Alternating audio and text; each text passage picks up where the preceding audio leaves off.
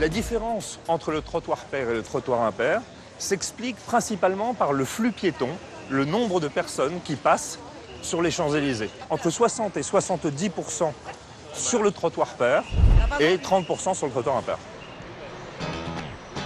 Mais comment expliquer cette flambée des prix? Pourquoi l'avenue suscite-t-elle autant les convoitises? Le premier facteur, naturellement, c'est celui qui se situe derrière et devant moi, c'est la fréquentation des Champs-Élysées avec entre 100 et 130 millions de visiteurs chaque année. Si on prend ce que ça représente pour un magasin, par exemple Sephora, c'est environ une fréquentation annuelle de 7 millions de visiteurs, c'est presque la Tour Eiffel.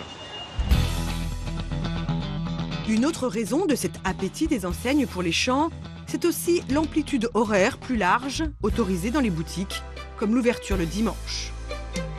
Sans oublier l'extrême rareté des surfaces allouées ici, pas plus de 2 à 4 transactions par an.